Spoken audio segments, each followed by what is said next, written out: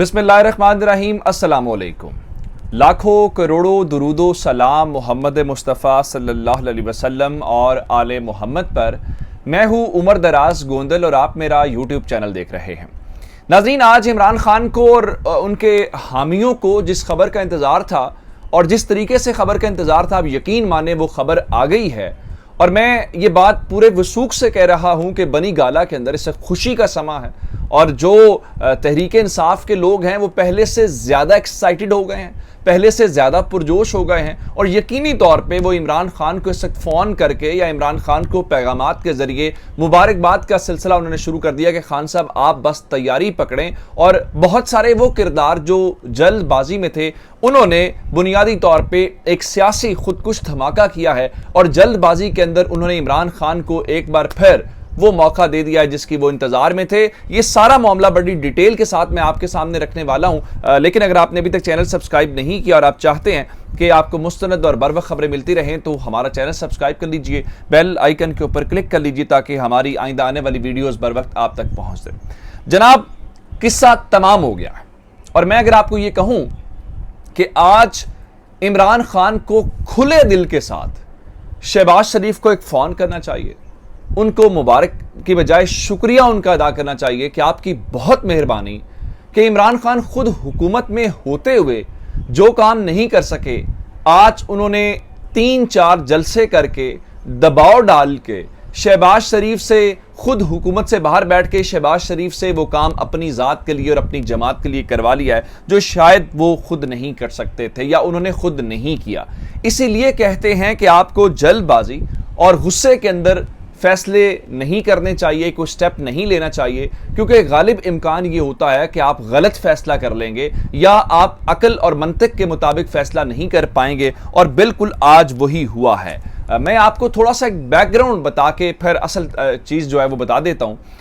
आपको याद होगा जिस दिन कौमी असम्बली में अदम एतमाद के ऊपर वोटिंग हुई और इन्होंने कहा जी इमरान खान डी सीट हो गए हैं, तो उससे अगले ही दिन इन्होंने वज़ीर आज़म का जो इंतखाब है वो करवाया और उसके बाद शहबाज शरीफ जब जीते तो शहबाज शरीफ ने कौमी असम्बली के अंदर बतौर वज़ीर आज़म जो पहली तकरीर की थी उसके अंदर उन्होंने सबसे पहले कहा था कि मैं वो ख़त जो अमेरिका से आया हुआ है और जिस खत के ऊपर इमरान खान बार बार कह रहे हैं कि अमेरिका ने मुदाखलत की, साजिश की, मैं उसकी बुनियाद उसको हर काम से पहले उसको मंतकी अंजाम तक पहुंचाना चाहूँगा।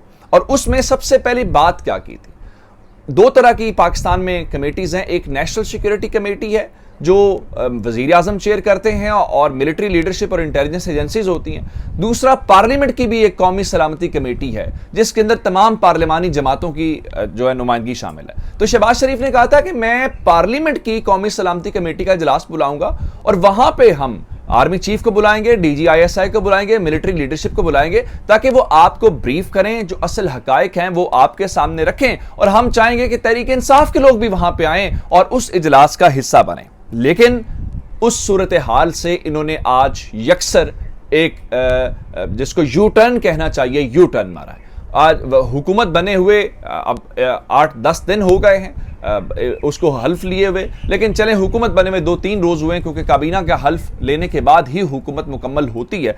तो इन्होंने क्या किया है कि उस अपनी मौक़िफ़ से जो कौमी असम्बली के फ्लोर के ऊपर जाकर दोबारा स्पीच शहबाज शरीफ के सुन लीजिए, उससे इन्होंने यू टर्न लेते हुए आज नेशनल सिक्योरिटी कमेटी का इजलास बुलाया है जिसको वज़ीर आज़म चेयर करते हैं। अब मसला क्या है?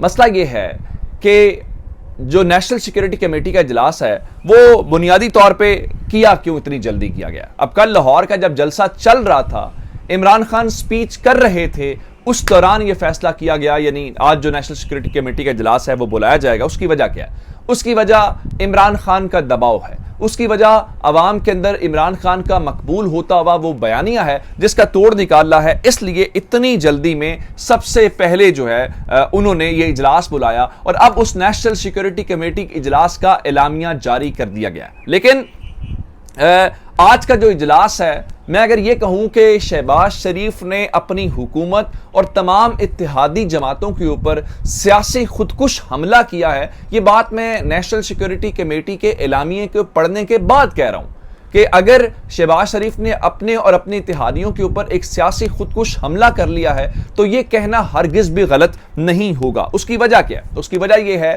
کہ مقصد اس اجلاس کا کیا تھا کہ اس کے اندر سے کچھ ایسی چیزیں نکالی جائیں یا ایک ایسی سٹیٹمنٹ ہو جس کی بنیاد کے اوپر عمران خان کو کمزور کیا جائے یا عمران خان کے بیانیے کو کمزور کیا جائے, اس کا توڑ نکالا جائے. لیکن آج کے اجلاس کا اعلامیہ عمران خان کی جیت بتاتا ہے اور عمران خان کے بیانیے کو مزید مضبوط اور اس کو تقویت کا باعث بنے گا.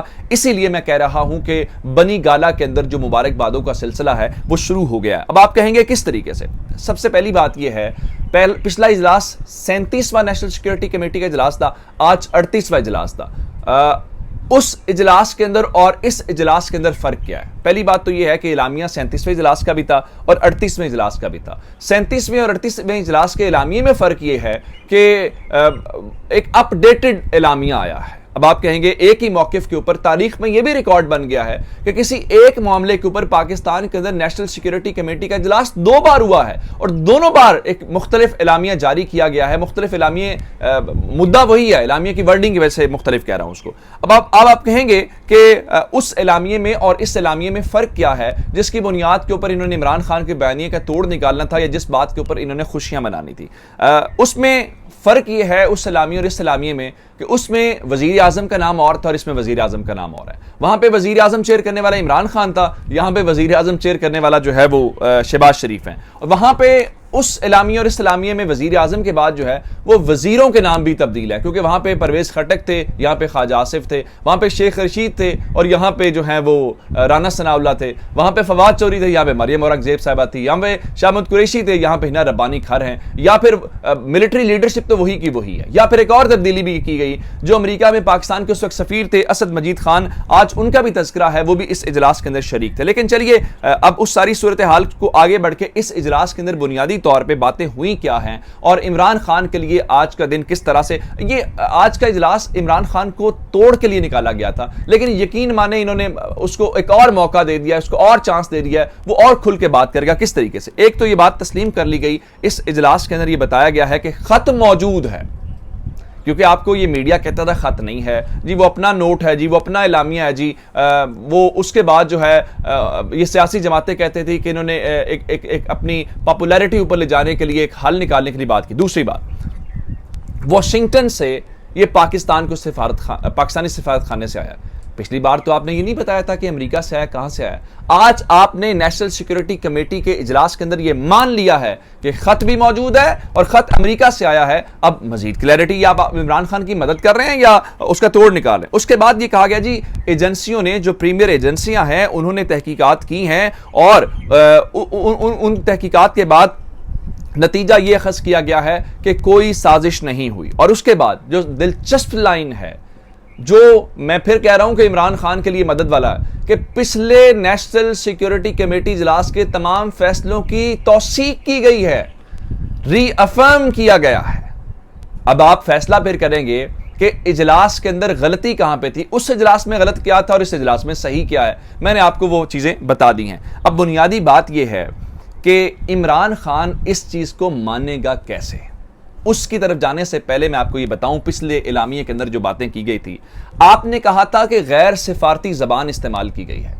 آج آپ نے کہا ہے کہ اس تمام چیزوں کی آپ نے توثیق کی ہے. غیر سفارتی زبان استعمال کیوں کی گئی, کس کے بارے میں کی گئی, آج ہمیں اس اعلامیے کے اندر نہیں بتایا گیا. جی وہ جو بات ہوئی تھی وہ غلط تھی. پھر آپ نے امریکی ناظم الامور کو طلب کیا تھا اس اعلامیے کے نتیجے میں, کیا وہ غلط فیصلہ تھا, کیا نہیں طلب کیا جانا چاہیے تھا؟ آج آپ نے یہ نہیں بتایا. اس کا مطلب ہے کہ وہ بھی فیصلہ اپنی جگہ پہ سٹینڈ کرتا ہے. پھر آپ نے اس اجلاس کے اندر یہ کہا تھا کہ اندرونی معاملات کے اندر مداخلت کی گئی ہے. آج آپ کہہ رہے ہیں سازش نہیں ہوئی. کیا مداخلت کی گئی ہے ہمارے اندرونی معاملات کے اندر اور امریکہ نے کی ہے؟ آپ نے وہ بھی نہیں بتایا. اب اگلی بات کی طرف آتے ہیں کہ آخر اس اجلاس سے حاصل پھر کیا کیا گیا. حاصل کرنے کی کوشش یہ کی گئی کہ جناب عمران خان کو ہم قابو کر لیں گے, لیکن پھر سوال یہ پیدا ہوتا ہے کہ ان ساری باتوں کے دوران والی جو بات ہے کہ آخر عمران خان جو اس وقت پوری قوم کے سامنے, D G I S P R نے بھی تو یہی کہا تھا کہ سازش نہیں ہوئی, اور عمران خان نے کراچی جلسے کے اندر پہلا سوال یہ پوچھا قوم سے کہ سازش ہوئی کہ مداخلت ہوئی, ان کا جی سازش ہوئی. تو D G I S P R نے بھی جب کہہ دیا تو آج کے اجلاس میں آپ نے نیا کیا نکالا ہے؟ عمران خان کیسے مانے گا؟ عمران خان کہتا ہے کہ انہوں نے سازش کی، امریکہ کے ساتھ ملے اور اس کی بنیاد کے اوپر شہباز شریف وزیر اعظم بنے. آج وہی شخص اجلاس چیئر کر رہا تھا اور اسی شخص کے آفس نے یہ اعلامیہ جاری کیا، وہ کیسے مانے گا؟ آپ نے اس معاملے کو مزید کمپلیکیٹ کر دیا ہے. ایک press conference D G I S P R والی اور پھر اب نیشنل سیکورٹی کمیٹی کا اعلامیہ، یہ مدد نہیں کر رہے، یہ معاملے کو گمبھیر کر رہے ہیں جس سے معاملہ حل نہیں ہوگا. یہ عمران خان مزید اب آنے والے چند گھنٹوں چند دنوں کے اندر ذرا طریقے سے آپ کا رد عمل دیکھیے گا. چینل ضرور فالو کیجیے گا. آپ کی سماعتوں کا بہت شکریہ. خدا حافظ.